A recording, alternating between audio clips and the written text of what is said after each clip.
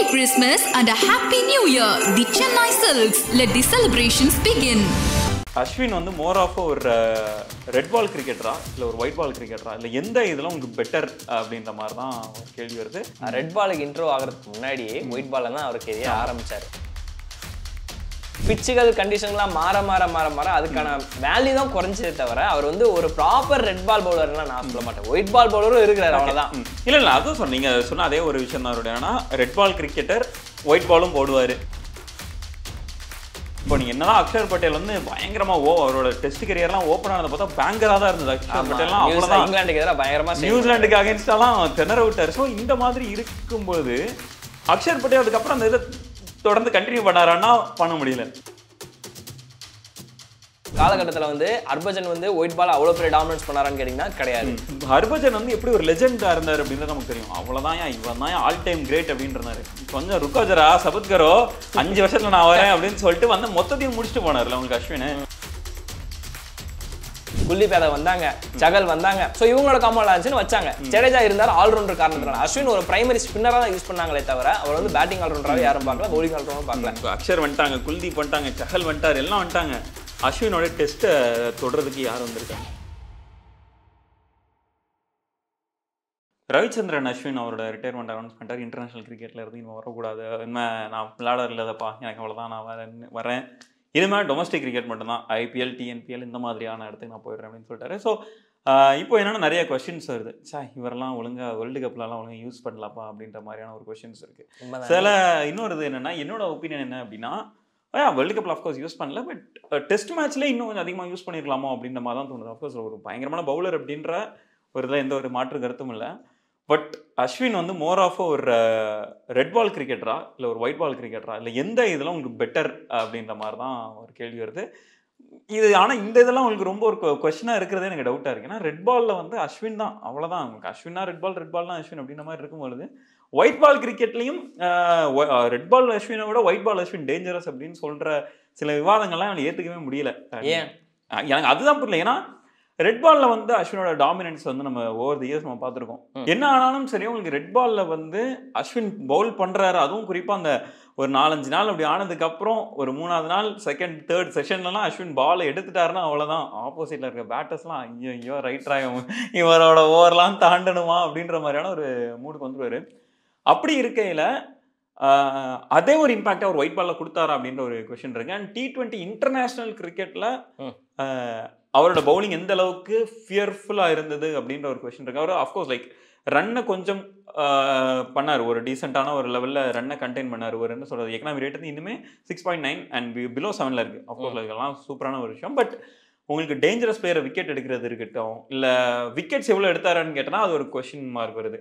So அதனால எனக்கு தெரிஞ்சு உங்களுக்கு டெஸ்ட்டில் ஒரு பேட்டர் வந்து அஸ்வினை ஃபேஸ் பண்ணுறதுக்கு இருக்கிற பயத்தை விடவும் ஓடிஐயோ T20லையோ இருக்கிற பயம் கம்மி அப்படின்னு நான் சொல்கிறேன். நான் அதை மறுக்கிறேன். காரணம் ஆமாம், எப்படி அவங்களுக்கே தெரிஞ்சிருக்கேன்,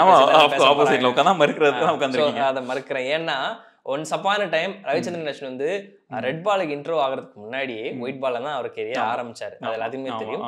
அண்ட் அது மட்டும் இல்லாம அந்த நியூ பால்ல ஸ்பின்னரால ஸ்பெல் போட்டு பயங்கரமா எக்கனாமியை கண்டெயின் பண்ண முடியும்ன்றதே அஸ்வின் ப்ரூவ் பண்ணாரு. அப்படின்னு இருக்கிறப்போ யாருக்குமே தெரியாத தோனி எடுத்துட்டு வந்தார். அதை வந்து எடுத்து இவர் மேம்படுத்திட்டாரு அஸ்வின். அப்படின்னு இருக்கிறப்ப வந்து அதை ஏன் நீங்க வந்து இல்ல அந்த அளவுக்குலாம் இல்ல அப்படின்றீங்க, எனக்கு அது புரியல. உங்களுக்கு பவர் பிளேவும் போடுறாரு, டெத்துல வந்து ஒரு 16 அந்த டைம்ல தான் முடியும். லாஜிக்கா பாத்தீங்கன்னா ஸ்பின்னர் அப்பதான் போட முடியும். அதுக்கு மேல போட்டா எப்படி அடி விழுகும்.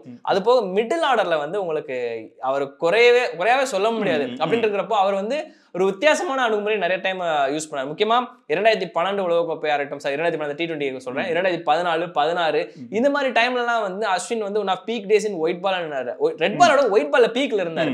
ஓடிஐலயும் சரி T20லயும் சரி ஒட்டுமொத்தமா வந்து எல்லாருமே மிரட்டாரு. அந்த சொடுக்கு பால், கேரம் பால்லாம் வச்சு ஃபர்ஸ்ட் ஓவர்ல கெயில் அவுட் ஆகுறதெல்லாம் அதெல்லாம் அப்படி இருந்தது. சோ அப்படின்னு இருக்கிறப்ப வந்து Ravichandran Ashwin is not only a red ball player அப்படின்னு இருக்கிறப்போ ஒரு காலகட்டம் வரையும் இருந்தாரு, அதை ஒத்துக்கிறேன். ஆனா அதுக்கப்புறம் வந்து அந்த பிச்சுகள் கண்டிஷன்லாம் மாற அதுக்கான வேல்யூ தான் குறைஞ்சதே தவிர அவர் வந்து ஒரு ப்ராப்பர் ரெட் பால் பவுலர்லாம் நான் சொல்ல மாட்டேன். ஒயிட் பால் பவுலரும் இருக்கிறார், அவ்வளவுதான். இல்ல அதுவும் சொன்னீங்க சொன்ன அதே ஒரு விஷயம் தான். ஏன்னா ரெட் பால் கிரிக்கெட்டர் ஒயிட் பாலும் போடுவார் அப்படின்ற மாதிரியான ஒரு இடத்துல தான் பார்க்குறேன். ஏன்னா நான் ஏன் கேட்குறேன்னா ரெட் பாலில் அவரோட ஸ்டாண்டர்ட் வந்து வேற எங்கேயோ இருக்குது. நீங்கள் ரெட் பால் விக்கெட் டேக்கர்ஸாக இருக்கட்டும் இல்லை பெஸ்ட் ஸ்ட்ரைக் ரேட்டாக இருக்கட்டும், அந்த லிஸ்ட்டெல்லாம் எடுத்து பார்த்தீங்கன்னா ஒரு டாப் 5 டாப் 10ல் இருப்பார் எந்த லிஸ்ட் எடுத்தாலும். ஆனால் ஒயிட் பாலில் பார்த்தோன்னா அங்கே இருக்க மாட்டார். ஒரு டாப் 50 டாப் 75 அந்த ரேஞ்சுக்கு போயிடுவார். அவரோட விக்கெட்ஸ்லாம் ரொம்ப நிறைய விக்கெட்ஸ் ரொம்ப எடுத்ததும் கிடையாது. ஸ்ட்ரைக் ரேட்டுமே பெரிய லெவலில் அவரோட இதெல்லாம் கிடையாது. அவர் of course important wickets 1 or 2 times வந்து கிளச் மூமெண்ட்ஸ் எல்லாம் எடுத்திருக்காரு. பட் ஸ்டில் இன்னுமே சொல்கிறேன், ரெட் பாலில் வந்து இஸ் எ லெஜெண்ட். அஸ்வின் வந்து is a legend. Red ball கிரிக்கெட்டில் லெஜெண்ட் அப்படின்னு சொல்லலாம். ஒயிட் பாலில் அந்த அளவுக்கு லெஜெண்டா ஏத்துக்க முடியல என்னால. ஏன்னா உங்களுக்கு ஒயிட் பால் கிரிக்கெட்ல முத்தையா முரளிதரன் மாதிரியான ஒரு பிளேயரா இருக்கட்டும், ஷெயின் வார்ன் வந்து ஒயிட் பால் அவ்வளவு போட்டது கிடையாது. அவர் ஒயிட் பால் பவுலரும் கிடையாது. நம்ம அப்ப அதுக்கு அடுத்து யாரு உங்க லிஸ்ட்ல? முத்தையா முரளி. உங்களுக்கு அதுக்கப்புறம் பாத்தீங்கன்னா உங்களுக்கு பிளேயர்ஸ் இருக்காங்க. உங்களுக்கு என்ன சொல்றது, ஃபாஸ்ட் பவுலர்ஸ்லாம் இருக்காங்க. உங்களுக்கு வாஷிம் அக்ரம், மக்கார் யூனிஸ் மாதிரியான ஸ்பின்னர்ஸ் உங்களுக்கு முத்தையா முரளிதரனை தாண்டி நான் உண்மையா சொல்ல போனா T20 எல்லாம் உங்களுக்கு குல்தீப் யாதவே அஸ்வினோட பெட்டர் நம்பர்ஸ் வச்சிருக்காரு. ஓகே, ஆனா ஒன்ஸ் அப்பான டைம் யார் வந்து இருந்தா? ஒன்ஸ் அப்பான டைம் அது ஒரு லாஜிக்கா இருக்கு. இன்னொன்னு ஒன்ஸ் அப்பான டைம் நான் சொல்றேன், ஒன்ஸ் அப்பான டைம் அஸ்வின் இருந்தாரு. Okay fine. ஆனா ஒன்ஸ் அப்பான டைம் அஸ்வின் பண்ண பெர்ஃபார்மன்ஸை விட இப்ப நிறைய பெட்டர் பெர்ஃபார்மன்ஸ் இருக்காங்கன்னு சொல்றேன். பட் ஆனா ஒன்ஸ் அப்பான டைம் அஸ்வின் பெர்ஃபார்ம் பண்ண டெஸ்ட் மேட்சஸ் இந்த டைம் ரெப்ளிகேட் பண்றதுக்கு நிறைய பேரால முடியாது. இப்போ நீங்க என்னதான் அக்ஷர் பட்டேல் வந்து பயங்கரமா அவரோட டெஸ்ட் கரியர்லாம் ஓபன் ஆனதை பார்த்தா பேங்கரா தான் இருந்தது. அக்ஷர் பட்டேல்லாம் அவ்வளவுதான் இங்கிலாந்துக்கு எதிராக பயங்கரமா நியூசிலாந்துக்கு அகைன்ஸ்டாலாம் திணற விட்டாரு. ஸோ இந்த மாதிரி இருக்கும்போது அக்ஷர் பட்டேல் அதுக்கப்புறம் அந்த இதை தொடர்ந்து கண்டினியூ பண்ணாரான்னா பண்ண முடியல. T20லயோ ஓடிஐலோ அக்ஷர் பட்டேல் வந்து அஸ்வினுக்கு நிகரான ஒரு பெர்ஃபார்மன்ஸ் அவரால் கொடுக்க முடியும். குல்தீப் யாதவ் ஆஃப்கோர்ஸ் கொடுக்க முடியும். ஸோ இது மாதிரி அஸ்வினோட ஒயிட் பால் ரெக்கார்ட்ஸ் வந்து பலரால ரெப்ளிகேட் பண்ண முடியும். ஆனால் ரெட் பால் ரெக்கார்ட்ஸ் வந்து தொடவே முடியாது. உங்களுக்கு ஹர்பஜன் மாதிரியான ஒரு பவுலர்லாம் பாருங்க. உங்களுக்கு நான் உண்மையாக சொல்றேன், ஹர்பஜன் ஐபிஎல்ல பயங்கரமான ரோல் பிளே பண்ணாரு. மும்பையா இருக்கட்டும் சிஎஸ்கே இருக்கட்டும், ரெண்டுலேயும் பெரிய ரோல் பிளே பண்ணாரு. அஸ்வினுக்கு இணையான ஒரு ரோல் பிளே பண்ணாரு. ஹர்பஜன் வந்து எப்படி ஒரு லெஜெண்டா இருந்தாரு அப்படின்றது நமக்கு தெரியும். அவ்வளவுதான், இவன் தான் ஆல் டைம் கிரேட் அப்படின்றாரு. கொஞ்சம் ருக்கோஜரா சபத்கரோ 5 வருஷத்துல நான் வரேன் அப்படின்னு சொல்லிட்டு வந்து மொத்தத்தையும் முடிச்சுட்டு போனார்ல உங்களுக்கு அஸ்வின். ஸோ உங்களுக்கு ஒரு லெஜெண்டுக்கு இப்போ ஹர்பஜன் சிங் உங்களுக்கு பேசப்படுற ரெட் பால் கிரிக்கெட்ல அஸ்வின் பேசப்படுற நேம்ஸ்லாம் பாருங்க. உங்களுக்கு முத்தையா முரளிதரன், அனில் கும்ப்ளே, ஹர்பஜன் சிங். அதே ஒயிட் பால்ல பாத்தீங்கன்னா நீங்க பேசப்படுற பிளேயர்ஸ் எல்லாம் யாருன்னு பாருங்க. அக்ஷர் பட்டேல், குல்தீப் யாதவ், அவங்கெல்லாம் லெஜெண்ட்ஸ். இவங்களுமே நல்ல பவுலர்ஸ். பட் நேம் பாத்துக்கங்க. சரி, நீங்க சொன்னீங்க அந்த நேம் அப்படின்னு. இங்க யார் இருக்கிறா, இங்க யார் இருக்கிறா? ரெட் பால்ல அங்கிட்ட அத்தனை பேர் இருக்கிறாங்க. ஆனா ஒயிட் பால்ல இங்க யாரு ஒத்தாலா மனுஷன் நிக்கிறாரு அப்படின்றப்போ அதுலயே தெரிஞ்சுக்கலாம். ரெட் பால்ல நான் ஒத்துக்கிறேன். ஒயிட் பால்ல என்ன ஒத்த மனுஷன் புரியல. அதாவது ஒரு காலகட்டத்துல வந்து ஹர்பஜன் வந்து ஒயிட் பால் அவ்வளவு பெரிய டாமினன்ஸ் பண்ணாரான்னு கேட்டீங்கன்னா கிடையாது. பிரக்யானோஜா ஒன்ஸ் அப்பான டைம் நல்லா பண்ணாரு. ரொம்ப ஒரு ஷார்ட் ஸ்பேன். அவர் குறுகிய காலமா இருந்தாலும் பண்ணாரு. ரொம்ப நாள் அந்த ஆப் ஸ்பின்னர் ஃபைன் பண்ணி ரொம்ப தவிச்சு போயிட்டாங்க இந்தியா. பட் ஆனா எங்க இருந்தோ வந்து சென்னையில இருந்து வந்து ஒரு பையன் ஒயிட் பால தன்னோட கெரியர் ஆரம்பிச்சு அது போக அவருக்குன்னு தனி நிறைய டெக்னிக்ஸை கொண்டு வந்தாரு. அவர் ஆக்ஷன் எல்லாம் பார்த்தா என்னடா மாவாட்டர் ஆக்ஷன் மாதிரிலாம் இருக்குன்னு எல்லாருமே கிண்டல் பண்ணாங்க. அதெல்லாத்தையும் மாத்தி ஒட்டுமொத்தமா ஒரு ஆம்பாலையுமே வந்து உள்ள எடுத்துட்டு வந்து அதுவும் போட முடியுன்றத காமிச்சாரு. ரெண்டாவது பிரஷர் சிச்சுவேஷன்லயும் ஓப்பனிங் ஸ்பெல்லையும் போறது எவ்வளவு பெரிய விஷயமா இருக்கு. நீங்க சொன்னீங்க T20 இத்தனை பேர்லாம் முறியடிச்சாங்க. ஆனா அப்பேற்பட்ட இடத்துக்கே வந்து அடித்தளம் போட்ட ஒரு மனுஷன் அவர் தான். T20 பீக் டைம் ஆரம்பிச்சது வந்து இந்த T20 உலக கப்பை இன்னும் பூமான ஆரம்பிச்சான். அந்த 2014 இருந்து கூட வச்சுங்க. 14 இருந்து ஒரு 17 வரைக்குமே வந்து அவரோட கெரியர் வந்து பூம்ல தான் இருந்து ஒயிட் பால் கிரிக்கெட்ல. என்ன அவருக்கு வந்து ஜஸ்ட் ஒரு மிஸ் கணிச்சிட்டாங்க அப்படின்னா அது மாட்டும், அப்படி இல்லாட்டி மாட்டாது. அவர் அது அன்னைக்கான அவரான டே. மத்தபடி இப்ப சொல்றீங்க நீங்க குல்தீப் யாதவ் இப்பெல்லாம் வந்து அவங்க எல்லாம் இப்ப வந்தாங்க. பட் ஆனா அப்பவே தலைவர் வந்து அடித்தளம் போட்டு இங்க ஒரு மேப் போட்டு வச்சிருக்கிறாப்ல அப்படின்றப்போ அப்ப அவரே வந்து நீங்க ரெட் பால் மட்டுமே ஏன் கன்சிடர் பண்ணீங்க? முக்கியமா வந்து இதே குல்தீப் யாதவ் சகலும் தான் வந்து சகலை இன்க்ளூட் பண்ணிக்கிறேன். கிரேட்டஸ்ட் பவுலர் ஒத்துக்கிறேன். பட் அப்படின்னு இருக்கிறப்போ அவங்க கொஞ்சம் டெக்னிக்லயே வந்து அடி வாங்கினாங்க. ஆனா இப்போ வரைக்குமே வந்து இவரை வந்து அடிக்கவும் பயப்படுறாங்க. இவர் பவுலிங்க பார்த்து இப்போ வரைக்கும் பயப்படுற ஆளுமே இருக்கிறாங்க. அவரையுமே எங்கால் தூக்கி இருக்கிறாருங்க.